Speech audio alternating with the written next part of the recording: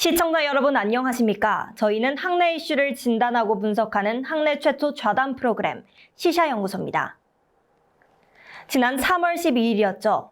우리 학교 제64대 총학생회 선거가 입 후보자 없음을 사유로 무산을 공고했습니다. 이번 총학생회 선거는 지난해 10월 말부터 진행됐는데요.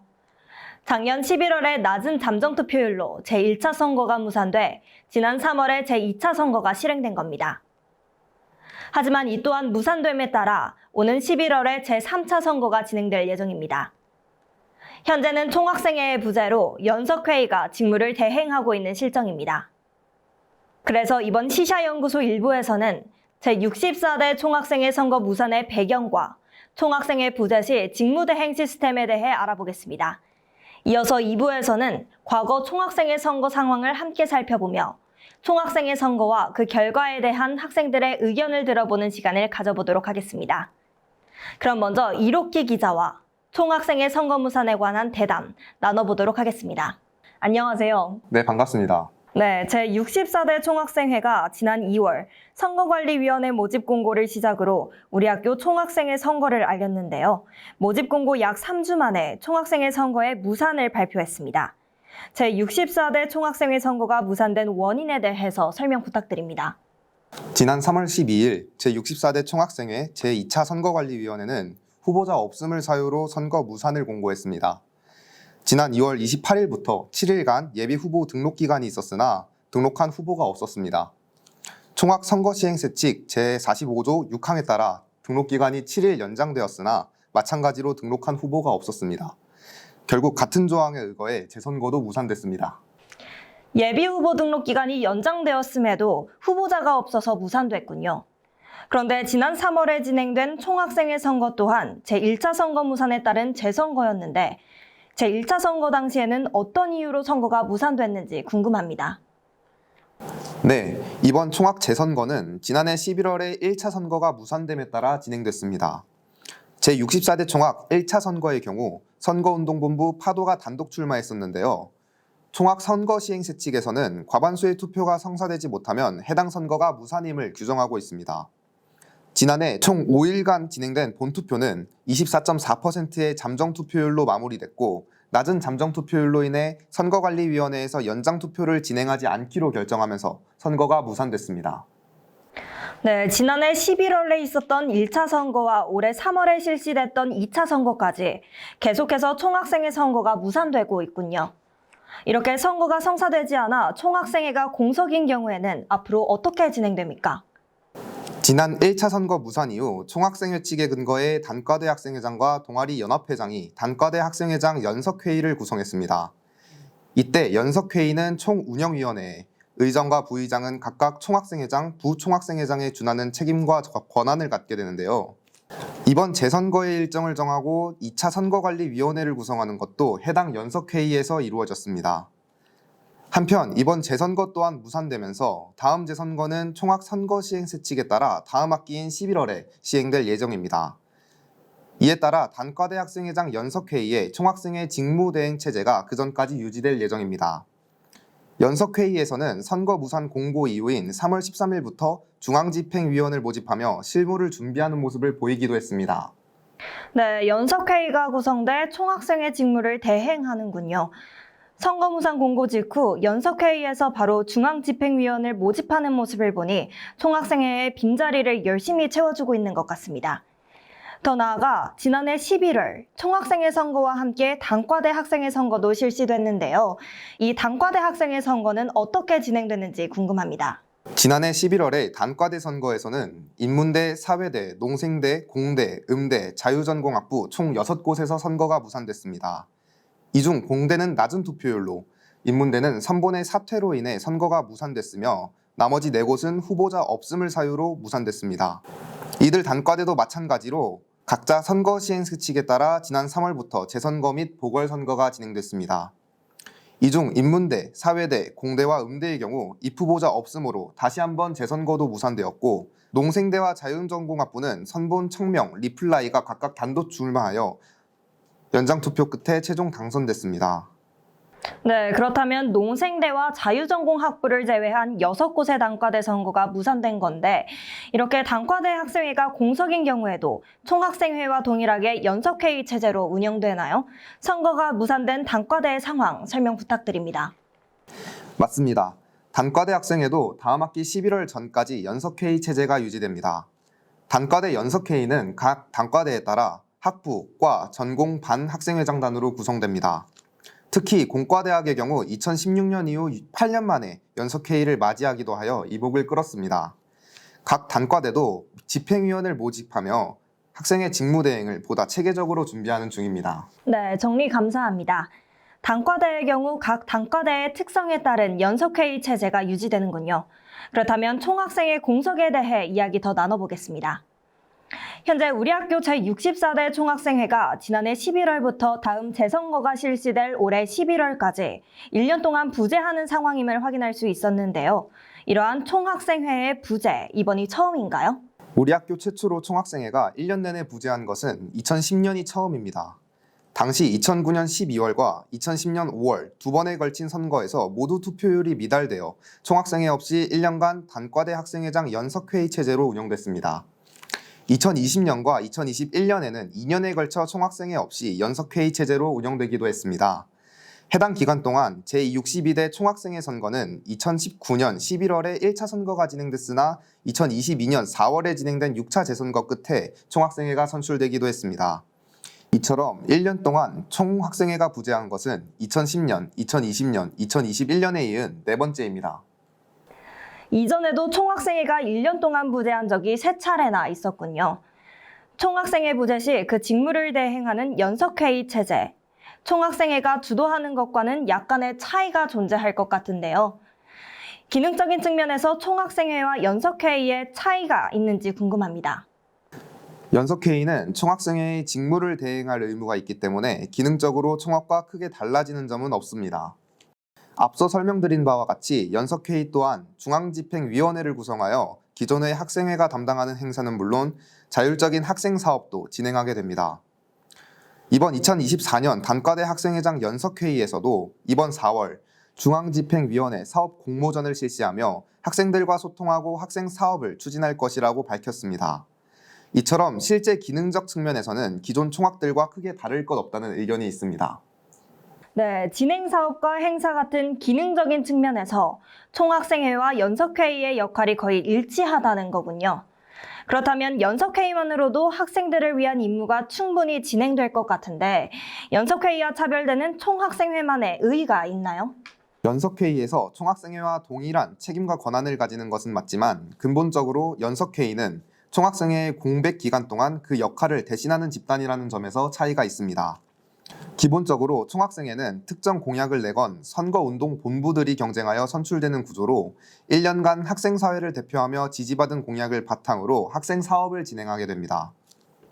총학생회의 공백은 이러한 학생사회의 대표를 학생들이 직접 선출하지 못하고 간접 선출하게 되며 학생들의 정치적 무관심을 증폭시킬 수 있다는 점에서 우려되는 상황입니다. 올해 11월 이루어질 재선거에서 출마할 선거운동본부는 본인들의 필요성을 제시하고 학생들을 설득하는 것이 숙제가 될 것으로 보입니다. 네, 자세한 답변 감사합니다. 이것으로 시샤연구소 1부를 마치도록 하겠습니다. 이어지는 2부 순서에서는 과거 총학생회 선거 상황과 함께 총학생회 선거와 그 결과에 대한 학생들의 의견을 들어보도록 하겠습니다.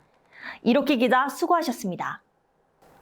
여러분은 지금 학내 이슈를 진단하고 분석하는 학내 최초 좌담 프로그램 시샤연구소 2부를 시청하고 계십니다. 앞서 1부에서는 제64대 총학생회 선거 무산과 이에 따른 연석회의의 직무대행 시스템에 대해 살펴봤습니다. 2부 순서에서는 최근 몇 년간 진행된 총학생회 선거를 세밀하게 살펴보며 총학생회 선거와 관련된 학생들의 다양한 의견을 살펴보겠습니다. 이번 2부는 노현철 기자와 함께 하고요. 특별히 시샤연구소가 직접 현 단과대 학생회장 연석회의 정현철 의장과 인터뷰를 연결해 총학생회의 부재 상황에 관한 자세한 이야기를 들어보도록 하겠습니다. 네, 안녕하세요. 네, 안녕하세요. 앞서 우리 학교 제64대 총학생회 선거가 무산된 상황과 총학생회가 부재했던 과거 상황을 살펴봤는데요. 이에 대해 조금 더 자세한 설명이 필요해 보입니다. 네, 2000년대에 들어 처음 총학생회 공백이 생긴 것은 2009년 제52대 총학생회 실천 가능 이후 2011년 제53대 총학생회 액션 어게인이 선출되기 이전까지입니다. 그 후 2019년까지 공백 없이 총학생회가 구성됐는데 2019년 제61대 총학생회 내일의 임기 종료 후 3년간 총학생회가 선출되지 않으며 다시 한번 긴 공백이 생겼습니다. 5번의 선거 무산, 6번의 선거 끝에 2022년 1학기가 돼서야 제62대 총학생회 자정이 선출됐습니다. 네, 구체적인 설명 감사합니다. 2019년 제61대 총학생회 내일 이후에 3년 동안 공석으로 남아 있었던 총학생회, 그 기간이 상당히 길었을 것 같은데요. 총학생회 선거가 계속해서 성사되지 않았던 당시의 구체적인 상황 알 수 있을까요? 네, 2019년 11월 제62대 총학생회 선거에 단독으로 출마한 선본 내일이 사퇴 의사를 밝힘에 따라 총학생회 선거가 무산됐습니다. 당시 선거시행세 측 제104조에 의하면 모든 후보가 사퇴하거나 등록 말소된 경우 다음 학기에 다시 선거를 실시하게 되는데 이에 따라 2020년 1학기에 재선거를 진행했습니다. 하지만 이때도 단독 후보인 파랑이 사퇴 의사를 밝혔고 2020년 2학기에 또 한 번 재선거가 진행됐습니다. 그 선거에서는 등록자가 없어 선거가 무산됐고 그 다음 학기에 선거운동본부 퍼즐이 출마해 투표가 이루어졌지만 투표율이 50%가 넘지 않아 또다시 선거가 무산됐습니다. 2021년 2학기 새로운 시작 정화의 시간이라는 슬로건 하에 선본 자정이 출마했으나 약 45%의 가투표율을 기록하며 과반을 넘지 않았고 개정된 선거시행세 측 제98조 2항에 의해 5차 선거 역시 성사되지 않았습니다. 그리고 2022년 1학기 5차 선거 때와 동일한 선본 자정이 단독 출마했고 51.55%의 투표율을 기록해 개표가 진행됐습니다. 그 결과 93.52%의 찬성률로 3년 만에 제62대 총학생회가 구성됐습니다. 네, 단독 후보의 사퇴와 후보 미등록, 낮은 투표율 등의 다양한 원인들로 제62대 총학생회 선거가 계속해서 무산되고 또 재선거가 이뤄졌군요. 그리고 마침내 제6차 선거에 이르러 제62대 총학생회 자정이 구성된 거네요. 그렇다면 제63회 총학생회 선거는 어땠습니까?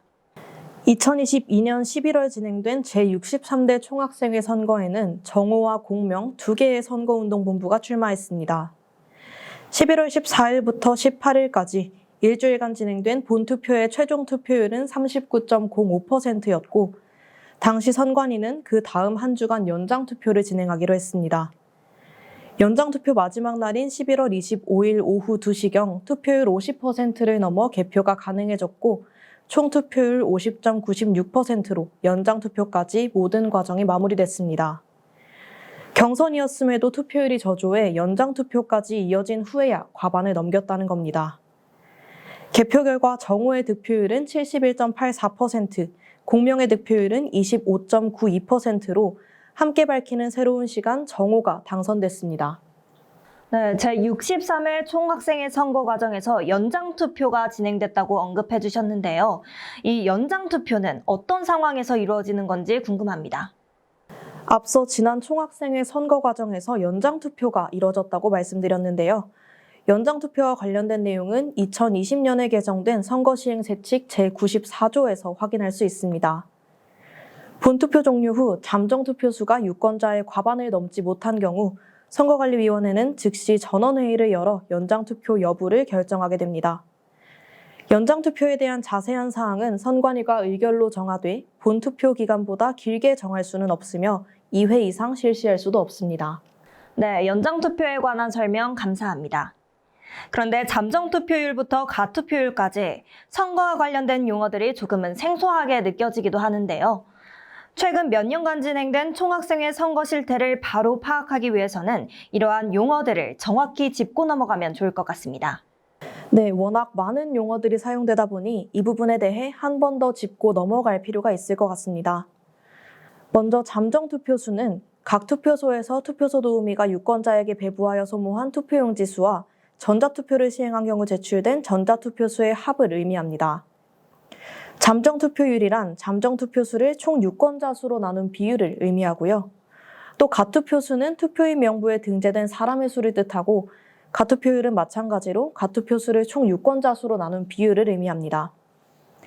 개표 시 각 투표함에서 실제로 나온 투표용지의 수와 전자투표를 시행한 경우 제출된 전자투표 수의 합을 실투표수라고 칭합니다. 네, 선거 용어에 관한 설명 감사드립니다. 지금까지 과거 총학생회 선거 상황에 대해 면밀하게 살펴봤는데요. 그렇다면 이번 제64대 총학생회 선거에 관해서 조금 더 확인해 보겠습니다. 이번 총학생회 선거, 그 시작부터 현재 상황까지 어떻게 흘러왔는지 조금 더 깊게 설명 부탁드립니다. 제64대 총학생회 선거는 작년 10월 말부터 진행됐죠. 거세게 일렁이는 변화의 물결이라는 슬로건과 함께 선거운동본부 파도가 단독으로 후보자 등록을 했습니다. 공동정책간담회 및 공동유세를 거쳐 2023년 11월 13일부터 11월 17일까지 5일간 본투표가 진행됐는데요. 본투표는 온라인, 오프라인에서 모두 이뤄졌습니다. 오프라인 투표는 행정관 앞, 학생회관 및 관정도서관 앞, 각 단과대와 기숙사 등에 설치된 투표소를 통해 참여가 가능했고, 온라인의 경우 마이순우 계정 로그인을 통한 본인 인증 이후 투표 링크를 통해 참여할 수 있었습니다. 선거 1일차 투표율은 7.06%, 2일차는 12.25%, 3일차는 16.35%의 투표율을 기록했고, 4일차 역시 19.68%로 20%도 채 미치지 못하는 투표율을 보였습니다. 마지막 5일차 투표를 거쳐 최종으로 집계된 가투표 수는 3,946명, 가투표율 24.4%로 총학생회 측 제35조 제4항에 따라 재적회원 과반수의 투표가 성사되지 못해 개표를 진행할 수 없는 상황이 됐습니다. 투표가 성사되기 위해서는 가투표 수가 재적회원 과반수를 넘겨야 하는데 이번 선거에서는 최종 가투표율이 약 19%를 기록하며 개표조차도 하지 못했던 상황이었군요. 그렇다면 마찬가지로 최종 투표율이 절반을 넘지 못했던 지난 총학생회 선거에서는 당시 선관위에서 연장투표를 실시했는데 이번 선거에서는 연장투표가 이뤄지지 않았던 걸까요? 네, 조재현 전 선거관리위원장은 연장투표를 진행하더라도 성사가 어려울 것 같다는 이유를 대며 연장투표 없이 선거 무산을 발표했습니다. 지난 3월 5일부터 11일까지가 총학생회 재선거 예비후보 등록 기간이었으나 해당 기간 동안 등록자가 없어 선거시행세 측 제45조 제6항에 따라 선거가 무산됐고 현재 총학생회에 공백이 생긴 겁니다. 네, 그렇군요.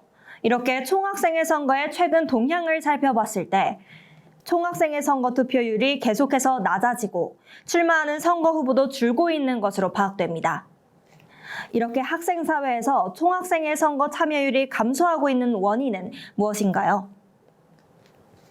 해를 거듭할수록 투표율이 낮아지고 총학생회에 공백이 발생하는 상황을 보았을 때 학생사회의 정치적 무관심을 핵심 이유라고 볼 수 있겠습니다. 또 투표 기간 중 에브리타임 커뮤니티에는 총학생회 투표를 부정적으로 바라보는 글이 많이 올라왔는데 일각에서는 기성 총학생회에 대한 비판이 담긴 후보 선본의 기조나 공약의 현실성과 효용성이 떨어짐을 투표 참여가 저조한 이유로 제시했습니다. 한편 선거 무산 공고 게시글에는 후보자를 조롱하는 내용의 댓글과 어차피 무산될 것 같았다, 투표는 범죄다 등의 댓글이 달리기도 했는데 도를 넘는 조롱의 선례들이 총학생회 등록자를 없어지게 한 이유라는 의견도 있었습니다. 투표 동료의 측면에서도 홍보가 부족해 공약이나 기타 정보를 얻기 어려웠다거나 너무 과도한 투표 동료 문자로 인해 오히려 반감이 생겼다는 등 다양한 의견이 나왔습니다. 네, 총학생회 선거와 관련된 학생들의 의견 전해주셔서 감사합니다. 점차 고조되고 있는 학생들의 총학생회 선거 무관심 사태, 그 끝에 총학생회 부재 상황이 자주 나타나고 있는데요. 총학생회의 공백에 대한 학생들의 의견도 궁금합니다. 총학생회가 없어도 총학생회 직무대행 단과대 학생회장 연석회의 등 기타 기구가 있기 때문에 학교 운영에 문제가 없다는 의견도 있었으나 한 연석회의 복지국원 학생은 query 상황이기에 학생사회의 의견 반영에 있어서는 한계가 나타난다고 밝혔습니다. 특히 총학생회는 물론 인문대학, 공과대학 등 여러 단과대의 학생회 역시 부재한 상황이기 때문에 표결과 같은 민주적 의사소통이 잘 이루어지지 못하는 측면이 있는 것 또한 문제라고 지적했습니다. 2024 단과대 학생회장 연석회의 전현철 의장 역시 총학생회의 부재 상황에 대한 의견을 밝혔는데 인터뷰 함께 듣고 오늘 이야기 마무리하겠습니다. 네, 우선 뭐 안타까운 마음이 제일 크고요. 이게 왜 그러냐면 제가 어쨌든 입학하고 나서 학생회를 하는 동안 계속 이런 연석회의 상태였었고 그런 걸 이제 극복하기 위해서 제가 직접 선거에 나가서 결국 이제 총학생회를 만들었었는데 불과 그렇게 이제 총학이 이어진 지 2년 만에 다시 이렇게 상황이 되었다는 것이 조금 많이 안타까운 생각을 가지고 있고 그래서 이게 뭐 개인적으로 과연 총학생회가 이제 더 이상 이제 부응할 수 있는 건지에 대해서도 좀 많이 고민을 하게 되는 것 같습니다. 그러니까 어떻게 보면 총학생회가 결국에는 만들어진 이유가 대학 자율화와 민주화를 쟁취하기 위해서 세워졌다는 그 목적 때문에 만약에 지금 계속해서 쇠퇴의 길을 걸어가고 있는 것이라면 총학생회의 존재 목적에 대해서 새롭게 담론을 구성하고 이제 어떻게 과연 나아가야 다시금 이렇게 부응할 수 있는가라는 고민이 좀 필요한 때가 아닌가 생각하고 있습니다. 그냥 계속 총학생회가 있으면 학생하고 여러분들께 굉장히 많이 도움이 되고 실질적으로 학교 내에서의 개개인의 권익 향상을 위해서 힘써줄 수 있는 단체다라고 하는 것을 이제 보여줄 수 있는 다양한 활동들을 하는 것이 뭐 계획이라고 말씀드릴 수 있을 것 같고 개인적으로 연석회 의장 수행하면서의 최대 목표는 어찌됐든 다시 총학생회가 출범할 수 있도록 토양을 만드는 것이 제일 큰 목표일 것 같고요. 네. 네, 그래서 사실 근데 목표와 계획 사이에서 좀 고민할 점들이 많은 것 같습니다. 총학생회가 있었을 때와 같이 그에 준하는 어떤 활동들을 저희가 연석회의에서 조금 자신 있게 말씀드릴 수 있는 것은 어쨌든 저는 해봤기 때문에 그만큼의 그러니까 총학이 있을 때처럼 할 수는 있는데 과연 그게 총학생회를 출범을 시키는데 얼마나 많이 도움이 될까? 그러니까 또 100% 다 해내면 그럼 총학 필요 없이 그냥 연석회의로 쭉 있어도 되는 거 아닌가라고 또 생각하고 그런 신호가 될 수도 있기 때문에 이게 얼마나 완급을 조절하는가도 개인적으로는 많이 고민이 되곤 합니다. 네, 알겠습니다. 총학생회의 공백이 학교 운영에는 지장이 없지만 학생사회와의 의사소통에는 문제점이 분명히 존재하는 것 같습니다. 노현채 기자, 오늘 자세한 이야기 들려주셔서 고맙습니다. 감사합니다. 오늘 시사연구소에서는 제64대 총학생회 선거 무산 사건, 총학생회 공백에 따른 연석회의의 역할, 그리고 과거 총학생회 선거 상황과 총학생회 선거에 관한 학생들의 의견에 대해 살펴봤습니다. 이상으로 오늘 시사연구소를 마칩니다. 시청해주신 여러분 고맙습니다.